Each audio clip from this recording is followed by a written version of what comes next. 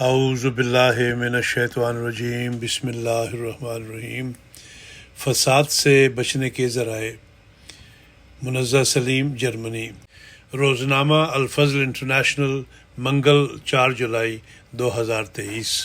خدا کرے کہ ہم آپس میں جو چھوٹی چھوٹی باتوں میں رنجشیں ہیں اور لڑائیاں ہوتی ہیں ان کو جلد ختم کرنے والے ہوں، ہر کوئی جلد صلح کی طرف بڑھنے والا ہو۔ قرآن کریم میں اللہ تعالیٰ فرماتا ہے وَمَا خَلَقْتُ الْجِنَّ وَالْإِنسَ إِلَّا لِيَعْبُدُونَ، سورہ زاریات آیت نمبر 57۔ اور میں نے جن و انس کو پیدا نہیں کیا مگر اس غرض سے کہ وہ میری عبادت کریں۔ اللہ تعالیٰ نے اپنی صفت رحمان کے تحت انسان کے لیے بے شمار سہولیات بن مانگے پیدا فرمائیں۔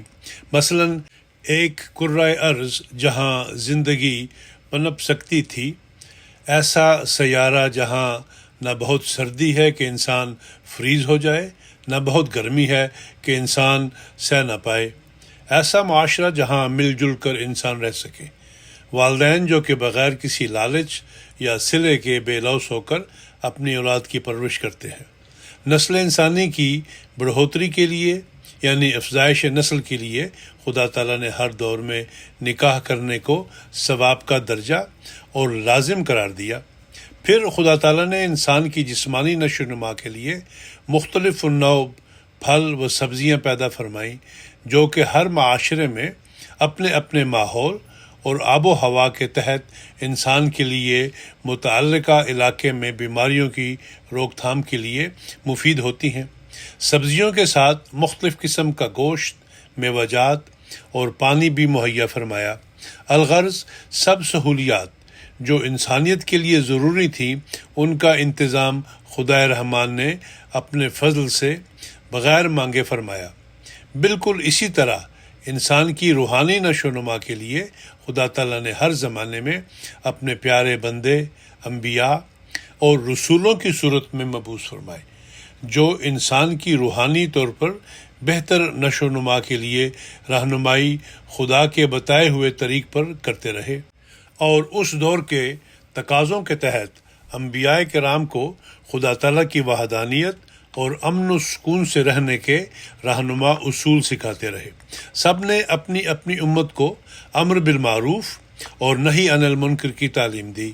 پھر خدا تعالیٰ نے حضرت رسول اکرم صلی اللہ علیہ وسلم کو مبعوث کیا اور فرمایا الیوم اکملت لکم دینکم، سورہ المائدہ آیت نمبر 4۔ حضرت مسیح موعود علیہ الصلوۃ والسلام اس آیت کی تشریح میں فرماتے ہیں یہ بات ہر ایک عقل سلیم قبول کر لے گی کہ کمال اصلاح کی نوبت کمال فساد کے بعد آتی ہے۔ طبیب کا یہ کام نہیں کہ وہ چنگے بھلے لوگوں کو وہ دوائیں دے جو عین بیماری کے غلبہ کے وقت دینی چاہیے۔ اسی لیے قرآن شریف نے پہلے یہ بیان کر دیا کہ ظہر الفساد فی البر والبحر، سورہ روم آیت نمبر 12، یعنی تمام دنیا میں فساد پھیل گیا اور ہر ایک قسم کے گناہ اور معاصی کا طوفان برپا ہو گیا، اور پھر ہر ایک بد عقیدگی اور بد عملی کے بارے میں مکمل ہدایتیں پیش کر کے فرمایا کہ الیوم اکملت لکم دینکم، یعنی آج میں نے تمہارا دین کامل مکمل کر دیا۔ مگر کسی زمانہ میں جس میں ابھی طوفان ضلالت بھی جوش میں نہیں آیا تھا، مکمل کتاب کیوں کر انسانوں کو مل سکتی؟ چشمہ معرفت روحانی خزائن جلد نمبر 23 صفحہ نمبر 147 اور 148۔ پس رسول اکرم صلی اللہ علیہ وسلم اس وقت دنیا میں مبعوث ہوئے جب دنیا ظاہری طور پر فساد کی اماجگاہ بنی ہوئی تھی۔ ایسے خطرناک اور فساد سے بھرے وقت میں اللہ تعالیٰ کی صفت رحمانیت نے جوش مارا اور انسانیت کو اس جاہلانہ رویہ سے محفوظ رکھنے کے لیے اپنی صفت رحمت کا کامل اظہار کرتے ہوئے رحمت للعالمین کو مبعوث فرمایا۔ اس رؤوف و رحیم نے آ کر محض خدا کے خاص فضل و رحمت کے ساتھ ساتھ اپنی متضرعانہ دعاؤں اور قابل تقلید نیک عملی نمونہ سے عرب کی حالت ہی بدل دی اور انسان کو بااخلاق اور باخدا انسان بنا دیا۔ ارشاد الہی وآخرین منہم لما یلحقوا بہم، سورہ جمعہ آیت نمبر 4 کے مطابق دور آخرین میں رسول اللہ صلی اللہ علیہ وسلم کی بعثت ثانیہ کا ظہور حضرت مرزا غلام احمد قادیانی مسیح موعود علیہ الصلاۃ والسلام کے ذریعے ہوا۔ اس دور میں بھی ہر طرف گناہ اور بدیوں کا دورہ تھا۔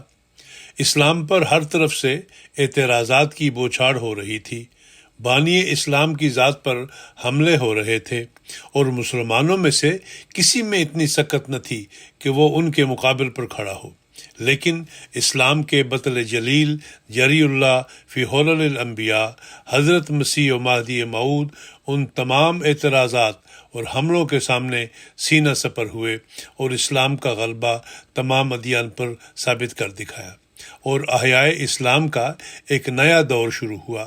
یوں آپ نے الہی منشا کے مطابق ایک پاک اور مخلص جماعت کی بنیاد رکھی۔ چنانچہ اس مرکز توحید سے ایک بار پھر اسلام ملک ہندوستان سے نکل کر مشرق و مغرب تک پھیل گیا۔ آپ فرماتے ہیں خدا تعالیٰ چاہتا ہے کہ ان تمام روحوں کو جو زمین کی متفرق آبادیوں میں آباد ہیں، کیا یورپ اور کیا ایشیا، ان سب کو جو نیک فطرت رکھتے ہیں توحید کی طرف کھینچے اور اپنے بندوں کو دین واحد پر جمع کرے۔ یہی خدا تعالیٰ کا مقصد ہے جس کے لیے میں دنیا میں بھیجا گیا، سو تم اس مقصد کی پیروی کرو مگر نرمی اور اخلاق اور دعاؤں پر زور دینے سے۔ الوصیت روحانی خزائن جلد نمبر 20 صفحہ نمبر 306-307۔ خدا تعالیٰ کا ہم پر یہ احسان عظیم ہے کہ اس نے اپنے فضل اور رحم کے ساتھ ہمیں معمور زمانہ کی آواز پر لبیک کہنے کی سعادت بخشی، اور پھر خلافت علی منہاج النبوہ کی بے پایاں برکات سے استفادہ کرنے کے مواقع بھی میسر فرمائے۔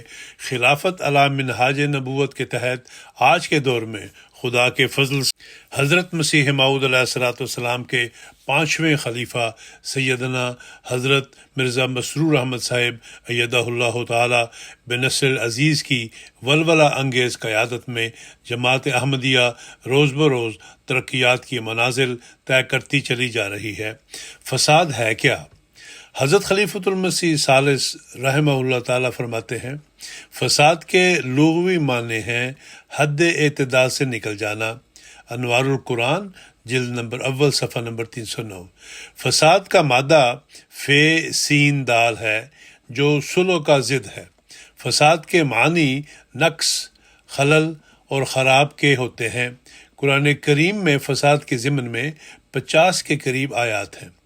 چند پیش خدمت ہیں۔ دیکھتے ہیں کہ خدا تعالیٰ نے کس نوعیت کے فساد کا ذکر کیا ہے اور اس سے بچنے کی کیا ہدایت فرمائی ہے۔ وَإِذَا قِيلَ لَهُمْ لَا تُفْسِدُوا فِي الْأَرْضِ قَالُوا إِنَّمَا نَحْنُ مُصْلِحُونَ أَلَا إِنَّهُمْ هُمُ الْمُفْسِدُونَ وَلَكِنْ لَا يَشْعُرُونَ، سورہ البقرہ آیت نمبر 12 اور 13۔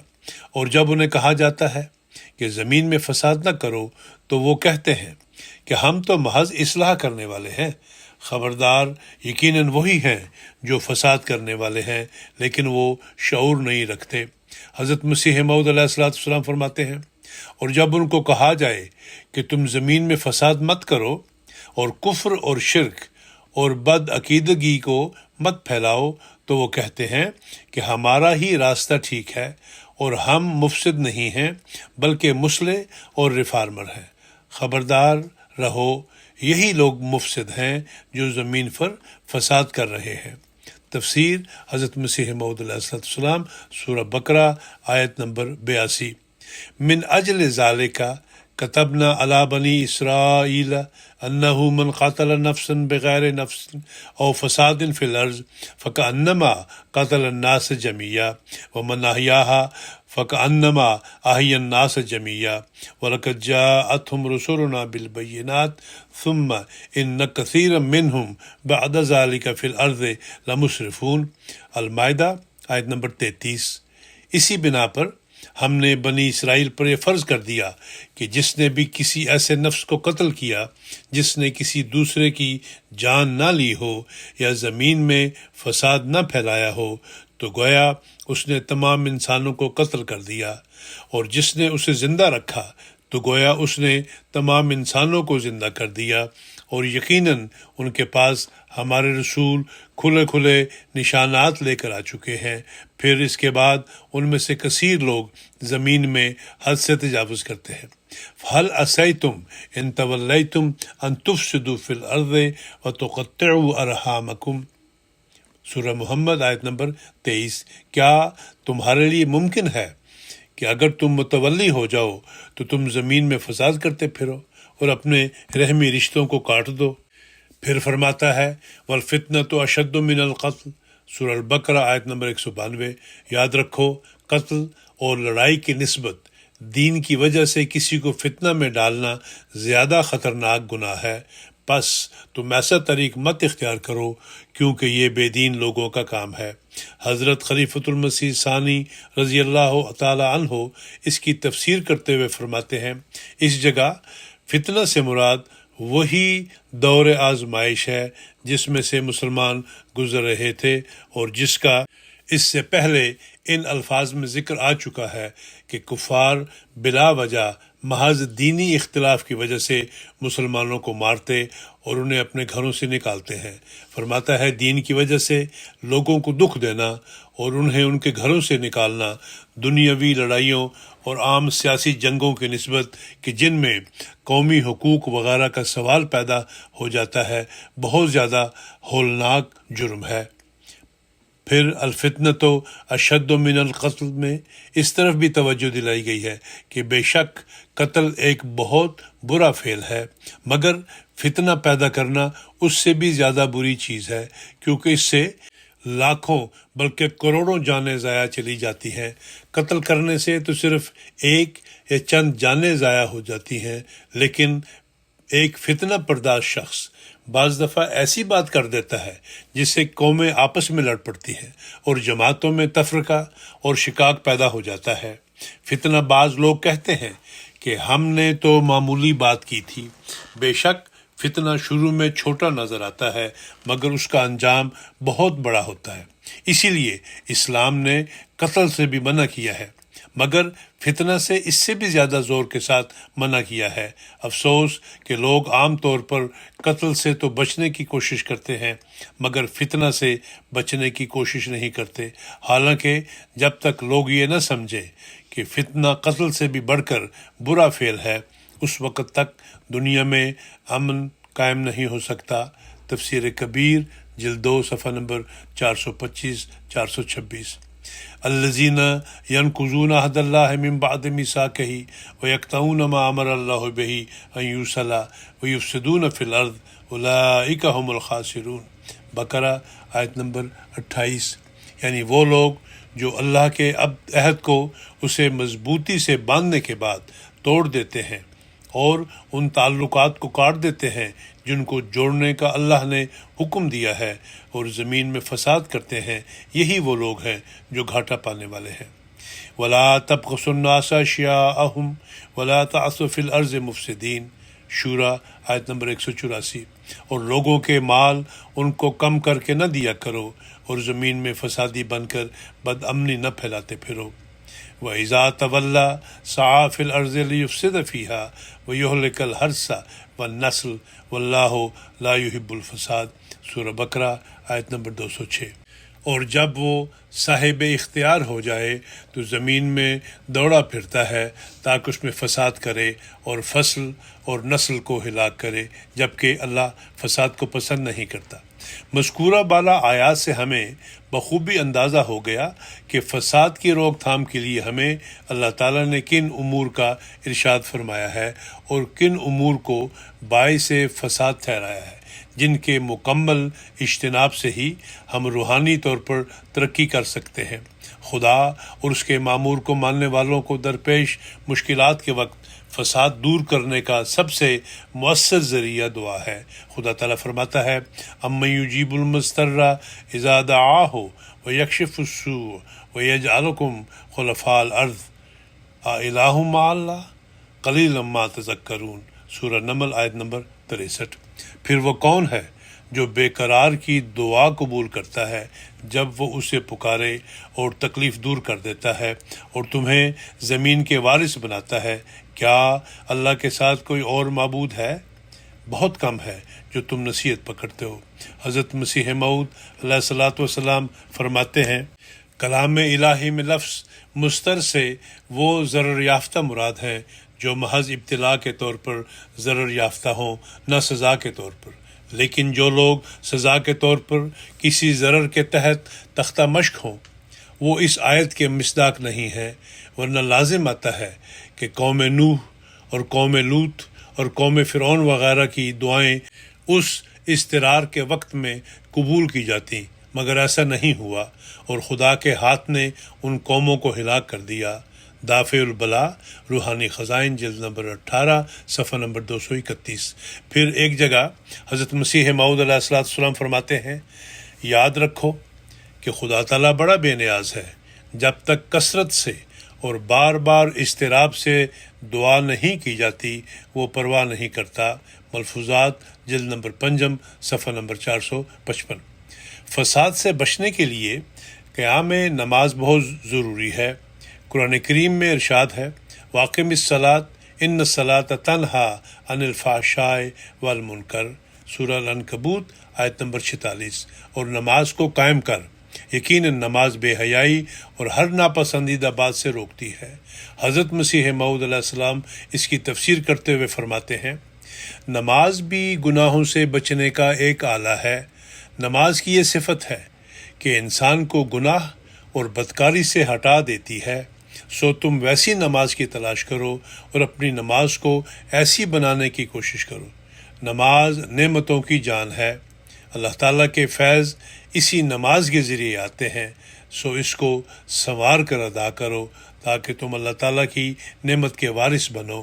ملفوظات، جلد 3، صفحہ نمبر 103۔ پھر آپ فرماتے ہیں کہ نماز ایسی شے ہے کہ اس کے ذریعے آسمان انسان پر جھک پڑتا ہے۔ نماز کا حق ادا کرنے والا یہ خیال کرتا ہے کہ میں مر گیا اور اس کی روح گداز ہو کر خدا کے آستانہ پر گر پڑی ہے۔ جس گھر میں اس قسم کی نماز ہوگی وہ گھر کبھی تباہ نہ ہوگا۔ اس لیے جب تک پوری نماز نہ ہوگی تو وہ برکات بھی نہ ہوں گی جو اس سے حاصل ہوتی ہیں، اور نہ اس بیت کا کچھ فائدہ حاصل ہوگا۔ ملفوظات، جلد 3، صفحہ نمبر 627۔ پھر تہجد کے بارے میں آپ فرماتے ہیں، راتوں کو اٹھو اور دعا کرو کہ اللہ تعالیٰ تم کو اپنی راہ دکھائے۔ حضرت صلی اللہ علیہ وسلم کے صحابہ نے بھی تدریجاً تربیت پائی۔ وہ پہلے کیا تھے؟ ایک کسان کی تخم ریزی کی طرح تھے۔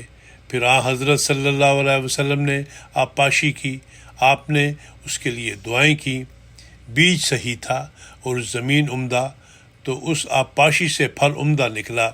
جس طرح حضور علیہ السلام چلتے اسی طرح وہ چلتے، وہ دن کا یا رات کا انتظار نہ کرتے تھے۔ تم لوگ سچے دل سے توبہ کرو، خدا تعالیٰ کی رضا کے مطابق اپنے قول و فعل کو بناؤ۔ ملفوظات، جلد اول، صفحہ نمبر 28۔ لقائے الہی بذریعہ اتباع رسول صلی اللہ علیہ وسلم۔ حضرت مسیح موعود علیہ السلام فرماتے ہیں کہ دیکھو، اللہ تعالیٰ قرآن شریف میں فرماتا ہے، قل ان کنتم تحبون اللہ فاتبعونی یحببکم اللہ، آل عمران آیت نمبر 32۔ خدا کے محبوب بننے کے واسطے صرف رسول اللہ صلی اللہ علیہ وسلم کی پیروی ہی ایک راہ ہے، اور کوئی دوسری راہ نہیں جو تم کو خدا سے ملائے۔ انسان کا مدعا صرف ایک واحد لا شریک خدا کی تلاش ہونا چاہیے۔ شرک اور بدعت سے اجتناب کرنا چاہیے، رسوم کا تابع اور ہوا و ہوس کا مطیع نہ بننا چاہیے۔ تم یاد رکھو کہ قرآن شریف اور رسول اللہ صلی اللہ علیہ وسلم کے فرمان کی پیروی اور نماز، روزہ وغیرہ جو مسنون طریقے ہیں، ان کے سوا خدا کے فضل اور برکات کے دروازے کھولنے کی اور کوئی کنجی ہے ہی نہیں۔ بھولا ہوا ہے وہ جو ان راہوں کو چھوڑ کر کوئی نئی راہ نکالتا ہے۔ ناکام مرے گا وہ جو اللہ اور اس کے رسول کے فرمودہ کا تابع دار نہیں، بلکہ اور راہوں سے اسے تلاش کرتا ہے۔ ملفوظات، جلد نمبر 3، صفحہ نمبر 102 اور 103۔ فساد سے بچاؤ کا ایک ذریعہ زبان کی حفاظت۔ حضرت مسیح موعود علیہ السلام فرماتے ہیں، زبان سے ہی انسان تقوی سے دور چلا جاتا ہے، زبان سے تکبر کر لیتا ہے، زبان سے ہی فرعونی صفات آ جاتی ہیں، اور اسی زبان کی وجہ سے پوشیدہ اعمال کو ریاکاری سے بدل لیتا ہے۔ زبان کا زیاں خطرناک ہے، اس لیے متقی اپنی زبان کو بہت ہی قابو میں رکھتا ہے۔ ملفوظات جلد اول صفحہ نمبر 281۔ اللہ تعالیٰ ارشاد فرماتا ہے، اے محمد میرے بندوں سے کہہ دو کہ ہمیشہ وہ بات کیا کرو جو سب سے زیادہ احسن یعنی اچھی اور نیک ہو۔ سورہ بنی اسرائیل آیت نمبر 54۔ حضرت خلیفۃ المسیح الخامس ایدہ اللہ تعالیٰ بنصر عزیز فرماتے ہیں، یاد رکھیں اگر کبھی کسی سے اختلاف ہو بھی جائے تو چاہے وہ اپنا ہو یا غیر، زبان پر ہرگز گالی نہیں آنی چاہیے۔ ایک احمدی کی زبان ہمیشہ پاک اور صاف ہونی چاہیے، کیونکہ گالی آنے کا مطلب ہی یہ ہے کہ آپ جھوٹ بول رہے ہیں، آپ کے پاس کوئی دلیل نہیں ہے۔ مشعل راہ جلد پنجم صفحہ نمبر 110 حصہ 2۔ فساد سے بچنے کے لیے جلد صلح کو رواج دینا چاہیے۔ اللہ تعالیٰ نے قرآن کریم میں فرمایا ہے، وَأَصْلِحُوا ذَاتَ بَيْنِكُمْ، سورہ انفال آیت نمبر 1۔ اپنے درمیان اصلاح کرو، وَصُلْحُ خیر، نساء 129۔ اور صلح بہرحال بہتر ہے، وَإِن جَنَحُوا لِلسَّلْمِ فَاجْنَحْ لَهَا، الانفال آیت 62۔ اور اگر وہ صلح کے لیے جھک جائیں تو بھی ان کے لیے جھک جا۔ وَعِبَادُ الرَّحْمَنِ الَّذِينَ يَمْشُونَ عَلَى الْأَرْضِ هَوْنًا، الفرقان آیت 64۔ اور رحمان کے بندے وہ ہیں جو زمین پر فروتنی کے ساتھ چلتے ہیں۔ خطبہ جمعہ 17 ستمبر 2004 میں حضور انور ایدہ اللہ تعالیٰ فرماتے ہیں، خدا کرے کہ ہم آپس میں جو چھوٹی چھوٹی باتوں میں رنجشیں ہیں اور لڑائیاں ہوتی ہیں ان کو جلد ختم کرنے والے ہوں، ہر کوئی جلد صلح کی طرف بڑھنے والا ہو۔ یہ بڑا سخت انذار ہے جو حضرت اقدس مسیح موعود علیہ السلام نے فرمایا ہے کہ وہ کاٹا جائے گا۔